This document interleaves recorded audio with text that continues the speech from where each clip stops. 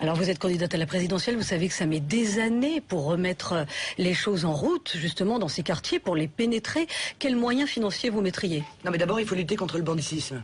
Moi, je vais, comment dire, réembaucher tous les gendarmes et les policiers que Nicolas Sarkozy a réduits. Voilà, je vais reconstituer les effectifs parce que je pense que c'est absolument nécessaire.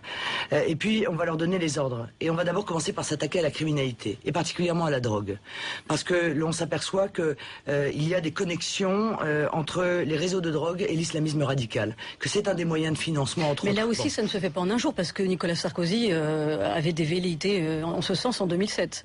Oui, enfin, entre avoir des velléités et le faire, bon, quand j'ai donné l'exemple tout à l'heure de quartiers entiers où ce sont des milices qui surveillent les gens, qui les fouillent avant de rentrer chez eux, ne me dites pas que dans ces quartiers-là, la police est là.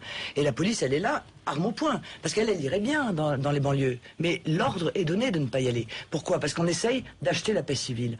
On ne veut pas la moindre bavure, parce que sinon on a peur que les banlieues brûlent. On gère les banlieues comme si c'était une grenade dégoupillée. Le problème, c'est qu'il y a des gens qui habitent dedans, voyez-vous, et des gens de toutes les religions. Et ces gens-là, ils souffrent le martyre. Ils n'en peuvent plus. Ils ont le sentiment d'être complètement abandonnés. Et c'est inadmissible de la part d'un État de droit. Donc il faut redonner des ordres à la police pour rentrer et faire leur travail. Sous pression, les policiers ne cachent plus leur malaise. Ils sont de plus en plus nombreux à faire part de leurs conditions de travail difficiles. Quel est leur quotidien? Comment travaillent-ils justement? Comment réagissent-ils quand ils sont pris pour cible? Dominique Lagroux-Sampère a mené l'enquête. Au départ, un simple contrôle d'identité, mais qui dégénère très vite. La présence de notre caméra n'arrange pas les choses. 10 minutes sur place à peine. La quinzaine de policiers déployés doit se replier. Caillasser un policier, un délit. Pourtant, ils font le choix de ne pas interpeller. Est-ce que ça vaut le coup de créer, nous, l'incident, de vouloir à tout prix interpeller pour créer vraiment le gros incident derrière? Il y a un équilibre à trouver, mais il faut aussi qu'on reparte dans de bonnes conditions. C'est-à-dire, en aucun cas, on partira après avoir été insulté. Enfin, à partir du moment où il y a une infraction, tout de suite, on part avec l'auteur. Là, ils ont caillassé, du coup... Qu'est-ce que vous me donnez comme exemple de terreur que subirait le gouvernement, de terreur de l'islamisme radical? Mais je vous l'ai expliqué, madame. Ils ont peur que les banlieues brûlent. Voilà, ils touchent à ça comme si c'était de la nitroglycérine. Quand je vous disais tout à l'heure que ordre est donné aux policiers de ne pas arrêter dans les banlieues, les motos ou les mobylettes. Non mais vous avez vu ça où? Dans un autre espace du territoire, où ça existe, de peur qu'ils tombent, qu'ils se tuent et que ça crée ce que on a vécu en 2005. Mais bon. C'est pas un vrai risque? Pardon? C'est pas un vrai risque? Eh bien, il faut prendre ce risque. Il faut prendre ce risque. Parce que si on en est là, vous voyez, si on en est à ne plus arrêter les gens de peur que ça flambe, ça veut dire qu'on a déjà perdu la partie. Ça veut dire qu'on est incapable de protéger les populations. Alors il faut reprendre la main, remettre les pieds dans ces banlieues et y faire régner la loi républicaine, monsieur Mazerolle. Parce que c'est ça le rôle d'un gouvernement. Ça n'est rien d'autre que cela. Le rôle d'un gouvernement et d'un État, c'est d'abord de faire respecter la première des libertés, qu'est la sécurité. Parce que ce sont les plus faibles qui en souffrent. Ce sont les plus modestes d'entre nous. C'est sûr que M. Hollande, M. Sarkozy et nous autres d'ailleurs qui vivons dans des plutôt beaux quartiers, nous c'est bon, on a moins de problèmes avec la sécurité. Ça va, merci. Mais les Français qui sont dans ces quartiers-là, qui se sentent complètement perdus, les Français dans la ruralité, qui ont plus maintenant que des commissariats qu'à 30 km ou à 40 km parce qu'on a supprimé des commissariats. Eux, dans quelle situation se sentent-ils? Que mon frère a été attaqué violemment chez lui et moi j'ai découvert, bon j'avais entendu parler un peu comme tout le monde de ce qui se passait. Bon et quand vous avez quelqu'un de votre famille qui est touché comme ça m'est arrivé, je suis allé voir mon frère à l'hôpital. Attaqué en quelles circonstances? Eh bien chez lui, le soir, en train de regarder sa télévision, ils sont rentrés par la fenêtre, des hommes cagoulés avec des gens qui étaient derrière et ils ont attaqué mon frère et ma belle-sœur et bon ils ont été à l'hôpital tous les deux, très sérieusement touchés. Ils ont cherché le coffre et mon frère malheureusement n'avait pas de coffre. Alors ils ont cassé, saboté toute la maison et lui ils l'ont martyrisé, ils l'ont torturé. Parce qu'il voulait quoi? Il voulait de l'argent qu'il pensait qu'il avait. Il voulait de l'argent de toute façon, c'est leur demande, de l'argent et un coffre. Je connais actuellement des gens, il y a tellement d'attaques comme ça en France, je connais des gens qui achètent un coffre ayant peur qu'on leur réclame le coffre. Parce que quand ils trouvent pas le coffre, quand ils trouvent pas le coffre, ils tuent les gens. Ils les tuent, les gens. Et on n'en entend pas parler. J'ai trouvé plusieurs équipes de gangsters comme ça. Moi, je les ai trouvés, moi. Donc la police les connaît. Vous avez fait votre enquête vous-même? Vous avez mis des détectives? J'ai mis un détective pour la forme, pour l'avoir devant, mais lui, il a rien trouvé. Il a fait comme les gendarmes, il a pas bougé de Beauvais. Bon, mais moi, j'ai bougé. J'ai regardé un peu le système. Comme disait monsieur, faut les introduire, faut être avec eux, faut faire travailler des gens avec eux. Sinon, ils les arrêteront jamais. Mais ça veut dire que ceux dont vous parlez, ça veut dire que ceux dont vous parlez, ces bandes que vous avez identifiées, sévissent toujours aujourd'hui dans ces ficelage à domicile. Bien sûr. Mais écoutez, dans la semaine dernière, vous en avez une dizaine, là, vous parliez de la Seine-et-Marne, des commerçants, il y a une dizaine de personnes qui se sont fait attaquer chez eux. Ils sont à l'hôpital encore en ce moment. Personne n'en parle, on voit pas une ligne sur les journaux. Oui, mais écoutez, à un moment donné, j'étais très en colère sur cette affaire-là, avec mon frère, et puis j'ai réuni pas mal de chasseurs, puisque vous savez qu'on n'a pas le droit d'avoir des armes, mais les chasseurs, ils ont le droit d'avoir des fusils.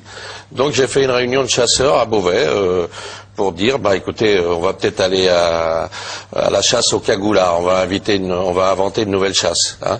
La chasse au cagoulard, c'est pas mal, ça a déplu à pas mal de gens. C'est de la provoque pure, ça. J'appelle pas ça de la provoque. Les cagoulards, quand on vient cagouler chez vous et qu'on vous attaque et qu'après vous êtes mort, je crois qu'il faut faire de l'autodéfense à ce moment-là. Parce que pour l'instant, on se congratule de bonnes paroles, mais les gens meurent chez eux. On les attaque, on les torture, ils meurent. Et c'est encore récent. J'ai une multitude d'attaques que je connais comme ça. J'ai vu un cas il y a l'année dernière, un monsieur sur Ivry qui m'a parlé de son affaire. Sa femme en est morte, les enfants sont traumatisés. Et ils ont été retrouvés par un concours de circonstances, des gens qui les ont torturés chez eux. Ils ont pris 2 ans et ils sont sortis au bout d'1 an pour bonne conduite, en frappant les gens. Et sa femme est morte. Vous vous rendez compte, sa femme est morte à la suite de cette agression. Simplement, je pense que le jour où, dans ce pays, on commence à avoir des réunions de chasseurs, à s'armer, à faire des patrouilles, il faut quand même dire que pour moi, c'est quand même une certaine forme d'échec de la démocratie, de la police et de l'état de droit. Il faut quand même le rappeler. Je veux dire, c'est pas dans un pays comme la France aux citoyens de faire la police, ou alors c'est un drame. Jean, si vous êtes élu, qu'est-ce que vous faites directement pour On arrête les 5000 leaders de délinquance que l'on connaît, qui sont répertoriés, qui sont dans 26 départements, parce que croyez-moi, en faisant rien que cela... Baguette magique? Non, monsieur, on donne des armes. Mais donc on ne peut rien faire. Non, mais qu'est-ce que c'est que cette vision d'une politique d'impuissants? C'est quoi? Il n'y a que des impuissants. On est impuissants à faire rien. On ne peut pas régler le problème du chômage, on ne peut pas régler le problème du pouvoir d'achat, on ne peut rien faire, alors on est là. Oui, effectivement. Si Nicolas Sarkozy avait pu le faire, il l'aurait pas fait? Non, il ne le fait pas parce que ça n'est pas sa priorité. Et parce que c'est un homme, encore une fois, qui est sous pression, parce qu'il n'a pas le courage de le faire, parce que ça nécessite du courage, monsieur Mazerolle, voyez-vous, et je n'ai pas le sentiment que Nicolas Sarkozy, à part dans ses paroles, ait fait preuve de courage dans sa vie. Voilà, peut-être à la différence de moi, parce que mon parcours plaide aussi pour moi, monsieur Mazerolle. Moi, j'ai eu dans ma vie des coups très durs. Et j'ai fait preuve de courage, et ça aussi, peut-être, les Français doivent le juger. Merci Marine Le Pen d'avoir été avec nous ce soir. Un témoignage hallucinant d'une dame qui vit dans une banlieue occupée et qui raconte le cauchemar qu'elle vit depuis 2 ans et demi. Alors, je voudrais en citer un petit extrait. Voilà, cette femme fait l'objet, avec sa famille, dans l'immeuble qu'elle habite, dans la tour qu'elle habite, d'une véritable persécution. Elle est persécutée par un gang. Elle donne les noms des chefs de gang. La police est au courant. Ces gens-là ont été arrêtés comme tortionnaires. Ils avaient enlevé un jeune de la cité. Ils l'ont torturé au chalumeau. Ils ont photographié le jeune après l'avoir torturé au chalumeau. Ils ont fait circuler les photographies du jeune torturé dans toute la cité. Ils ont distribué les photos en disant aux gens, voilà ce qui vous arrivera si vous n'obéissez pas. Ce gang tient la cité sous sa loi. Le gosse, le garçon de la cité, il est à l'hôpital, traumatisé. Bon, pour dire les choses clairement, il est devenu fou. 2 voyous de cette bande ont été arrêtés. Ils ont été jugés. L'un d'eux a été condamné à 8 ans de prison, ferme. Il est entré en prison, il est sorti 2 mois plus tard. 2 mois plus tard. Personne ne peut savoir pour quelle raison il est sorti. Pour continuer. Oui, mais qui a donné l'ordre de le faire sortir? Quel est le juge d'application des peines qui a donné l'ordre de le faire sortir et pour quelle raison?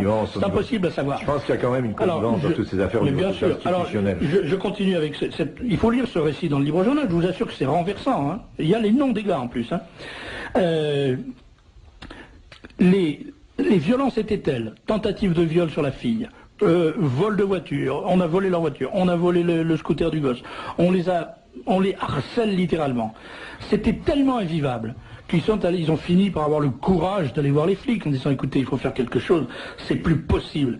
Et cette personne écrit: j'ai tout expliqué aux inspecteurs qui se sont rendus compte que la situation était risquée et qu'il était dangereux pour nous de continuer à habiter notre appartement. Voilà, vous allez chez les flics vous disent il faut partir.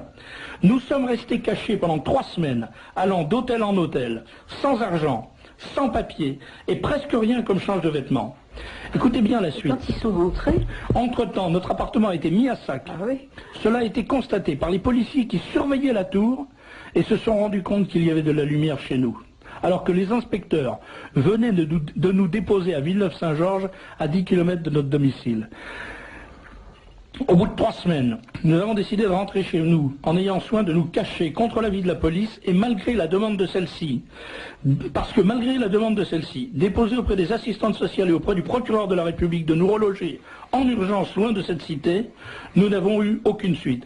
Quand nous sommes rentrés dans notre appartement, tout était saccagé. Nous ne savions plus où poser les pieds tant il y en avait partout. Ils nous ont tout volé. Tout ce qui n'était pas transportable a été cassé. Ils ont uriné sur les lits, déféqué sur le parquet, brûlé nos papiers, factures, quittances, garanties, déchiré nos photos, l'album de mariage de ma fille aînée. Je suis fatigué. Je n'arrête pas de faire des démarches pour essayer de récupérer des papiers, des factures, mais aussi pour déménager au plus vite de cette cité. Voilà. Voilà ce que vivent. Et malgré toutes les preuves que nous avons avancées, la police n'a toujours pas arrêté cette bande et nous risquons de subir la promesse de leurs menaces. Je tiens à votre disposition tous les papiers attestant mes dires. Voilà comment on vit aujourd'hui en France. Voiture brodée au cœur de la ville. Voilà. Voilà, on dit que la France, bande de fils de pute là. Voilà, sa mère la pute, cette biodie, on l'a volé sa mère, cardiaque, on l'a volé un sale français de merde. Fils de pute de France, de merde, on reste dans votre pays, on baise votre France. Mademoiselle, je suis mademoiselle. Franchement, vous êtes mortel, hein. Quoi, moi je suis mortel? Non, ouais. Ça c'est mortel. Allez, salut. Attends, j'oubliais. Et fait preuve de courage dans sa vie. Voilà, peut-être à la différence de moi, parce que mon parcours plaide aussi pour moi, monsieur Mazerolle. Moi, j'ai eu dans ma vie des coups très durs. Et j'ai fait preuve de courage, et ça aussi, peut-être, les Français doivent le juger. Merci Marine Le Pen d'avoir été avec nous ce soir. Un témoignage hallucinant d'une dame qui vit dans une banlieue occupée et qui raconte le cauchemar qu'elle vit depuis 2 ans et demi. Alors, je voudrais en citer un petit extrait. Voilà, cette femme fait l'objet, avec sa famille, dans l'immeuble qu'elle habite dans la tour, qu'elle habite, d'une véritable persécution. Elle est persécutée par un gang. Elle donne les noms des chefs de gang. La police est au courant. Ces gens-là ont été arrêtés comme tortionnaires. Ils avaient enlevé un jeune de la cité. Ils l'ont torturé au chalumeau. Ils ont photographié le jeune après l'avoir torturé au chalumeau. Ils ont fait circuler les photographies du jeune torturé dans toute la cité. Ils ont distribué les photos en disant aux gens, voilà ce qui vous arrivera si vous n'obéissez pas. Ce gang tient la cité sous sa loi. Le gosse, enfin le garçon de la cité, il est à l'hôpital, traumatisé. Il est, bon, pour dire les choses clairement, il est devenu fou. 2 voyous de cette bande ont été arrêtés. Ils ont été jugés. L'un d'eux a été condamné à 8 ans de prison, ferme. Il est entré en prison, il est sorti 2 mois plus tard. 2 mois plus tard. Personne ne peut savoir pour quelle raison il est sorti. Ah, pour continuer. Oui, mais qui a donné l'ordre de le faire sortir? Quel est le juge d'application des peines qui a donné l'ordre de le faire sortir et pour quelle raison? C'est impossible à savoir. Je pense qu'il y a quand même une connivence dans toutes ces affaires mais bien sûr. Alors, je continue avec il faut lire ce récit dans le livre journal, je vous assure que c'est renversant. Hein. Il y a les noms des gars en plus. Hein. Les violences étaient telles, tentative de viol sur la fille, vol de voiture. Alors vous êtes candidate à la présidentielle, vous savez que ça met des années pour remettre les choses en route, justement dans ces quartiers, pour les pénétrer. Quels moyens financiers vous mettriez? Non mais d'abord il faut lutter contre le banditisme. Moi je vais, comment dire, réembaucher tous les gendarmes et les policiers que Nicolas Sarkozy a réduits. Voilà, je vais reconstituer les effectifs parce que je pense que c'est absolument nécessaire. Et puis, on va leur donner les ordres. Et on va d'abord commencer par s'attaquer à la criminalité, et particulièrement à la drogue. Parce que l'on s'aperçoit que il y a des connexions entre les réseaux de drogue et l'islamisme radical. Que c'est un des moyens de financement entre autres. Mais là aussi, ça ne se fait pas en un jour parce que Nicolas Sarkozy avait des velléités en ce sens en 2007. Oui, enfin, entre avoir des velléités et le faire, bon, quand j'ai donné l'exemple tout à l'heure de quartiers entiers où ce sont des milices qui surveillent les gens, qui les fouillent avant de rentrer chez eux, ne me dites pas que dans ces quartiers-là, la police est là. Et la police, elle est là, arme au poing, parce qu'elle irait bien dans les banlieues. Mais l'ordre est donné de ne pas y aller. Pourquoi? Parce qu'on essaye d'acheter la paix civile. On ne veut pas la moindre bavure, parce que sinon on a peur que les banlieues brûlent. On gère les banlieues comme si c'était une grenade dégoupillée. Le problème, c'est qu'il y a des gens qui habitent dedans, voyez-vous, et des gens de toutes les religions. Et ces gens-là, ils souffrent le martyre. Ils n'en peuvent plus. Ils ont le sentiment d'être complètement abandonnés. Et c'est inadmissible de la part d'un État de droit. Donc il faut redonner des ordres à la police pour rentrer et faire leur travail. Sous pression, les policiers ne cachent plus leur malaise. Ils sont de plus en plus nombreux à faire part de leurs conditions de travail difficiles. Quel est leur quotidien? Comment travaillent-ils justement? Comment réagissent-ils quand ils sont pris pour cible? Dominique Lagroux-Sampère a mené l'enquête. Au départ, un simple contrôle d'identité, mais qui dégénère très vite. La présence de notre caméra n'arrange pas les choses. 10 minutes sur place à peine. La quinzaine de policiers déployés doit se replier. Caillasser un policier, un délit. Pourtant, ils font le choix de ne pas interpeller. Est-ce que ça vaut le coup de créer, nous, l'incident, de vouloir à tout prix interpeller pour créer vraiment le gros incident derrière? Il y a un équilibre à trouver, mais il faut aussi qu'on reparte dans de bonnes conditions. C'est-à-dire, en aucun cas, on partira après avoir été insulté. Enfin, à partir du moment où il y a une infraction, tout de suite, on repart avec l'auteur. Là, ils ont caillassé, du coup. Qu'est-ce que vous me donnez comme exemple de terreur que subirait le gouvernement, de terreur d'islamisme radical? Mais je vous l'ai expliqué, madame. Ils ont peur que les banlieues brûlent. Voilà, ils touchent à ça comme si c'était de la nitroglycérine. Quand je vous disais tout à l'heure que ordre est donné aux policiers de ne pas arrêter dans les banlieues, les motos ou les mobylettes. Non mais vous avez vu ça où? Dans un autre espace du territoire, où ça existe, de peur qu'ils tombent, qu'ils se tuent et que ça crée ce qu'on a vécu en 2005. Mais bon. C'est pas un vrai risque? Pardon? C'est pas un vrai risque? Eh bien, il faut prendre ce risque. Il faut prendre ce risque. Parce que si on en est là, vous voyez, si on en est à ne plus arrêter les gens de peur que ça flambe, ça veut dire qu'on a déjà perdu la partie. Ça veut dire qu'on est incapable de protéger les populations. Alors il faut reprendre la main, remettre les pieds dans ces banlieues et y faire régner la loi républicaine, monsieur Mazerolle. Parce que c'est ça le rôle d'un gouvernement. Ça n'est rien d'autre que cela. Le rôle d'un gouvernement et d'un État, c'est d'abord de faire respecter la première des libertés, qu'est la sécurité. Parce que ce sont les plus faibles qui en souffrent. Ce sont les plus modestes d'entre nous. C'est sûr que M. Hollande, M. Sarkozy et nous autres d'ailleurs qui vivons dans des plutôt beaux quartiers, nous c'est bon, on a moins de problèmes avec la sécurité. Ça va, merci. Mais les Français qui sont dans ces quartiers-là, qui se sentent complètement perdus, les Français dans la ruralité, qui ont plus maintenant que des commissariats qu'à 30 km ou à 40 km parce qu'on a supprimé des commissariats. Eux, dans quelle situation se sentent-ils? Que mon frère a été attaqué violemment chez lui et moi j'ai découvert, bon j'avais entendu parler un peu comme tout le monde de ce qui se passait. Bon et quand vous avez quelqu'un de votre famille qui est touché comme ça m'est arrivé, je suis allé voir mon frère à l'hôpital. Attaqué en quelles circonstances? Eh bien chez lui, le soir, en train de regarder sa télévision, ils sont rentrés par la fenêtre, des hommes cagoulés avec des gens qui étaient derrière et ils ont attaqué mon frère et ma belle-sœur et bon ils ont été à l'hôpital tous les deux, très sérieusement touchés. Ils ont cherché le coffre et mon frère malheureusement n'avait pas de coffre.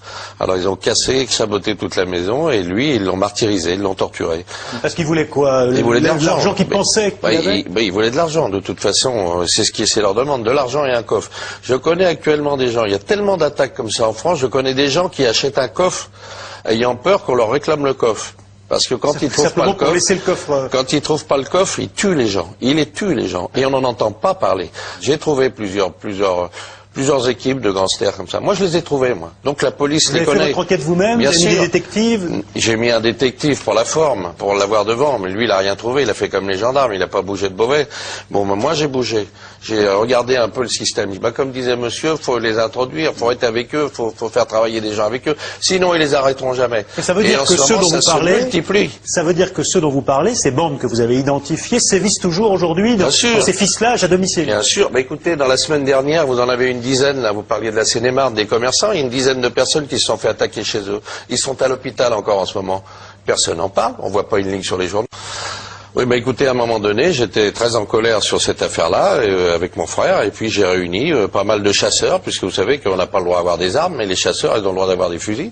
Donc j'ai fait une réunion de chasseurs à Beauvais, pour dire, écoutez, on va peut-être aller à la chasse au cagoulard, on va inventer une nouvelle chasse, hein. La chasse au cagoulard, c'est pas mal, ça a déplu à pas mal de gens. C'est de la provoque pure, ça. J'appelle pas ça de la provoque. Les cagoulards, quand on vient cagouler chez vous et qu'on vous attaque et qu'après vous êtes mort, je crois qu'il faut faire de l'autodéfense à ce moment-là. Parce que pour l'instant, on se congratule de bonnes paroles, mais les gens meurent chez eux. On les attaque, on les torture, ils meurent. Et c'est encore récent. J'ai une multitude d'attaques que je connais comme ça. J'ai vu un cas, il y a l'année dernière, un monsieur sur Ivry qui m'a parlé de son affaire. Sa femme en est morte, les enfants sont traumatisés. Et ils ont été retrouvés par un concours de circonstances, des gens qui les ont torturés chez eux. Ils ont pris 2 ans et ils sont sortis au bout d'1 an pour bonne conduite. En frappant les gens sa femme est morte. Vous vous rendez compte? Sa femme est morte à la suite de cette agression. Simplement, je pense que le jour où, dans ce pays, on commence à avoir des réunions de chasseurs, à s'armer, à faire des patrouilles, il faut quand même dire que pour moi, c'est quand même une certaine forme d'échec de la démocratie, de la police et de l'état de droit. Il faut quand même le rappeler. Je veux dire, c'est pas dans un pays comme la France aux citoyens de faire la police, ou alors c'est un drame. Jean, si vous êtes élu, qu'est-ce que vous faites directement pour On arrête les 5000 leaders de délinquance que l'on connaît, qui sont répertoriés, qui sont dans 26 départements, parce que croyez-moi, en faisant rien que cela... D'un coup de baguette magique? Non, monsieur, on donne les... Mais donc on ne peut rien faire. Non, mais qu'est-ce que c'est que cette vision d'une politique d'impuissants? C'est quoi? Il n'y a que des impuissants. On est impuissants à faire rien.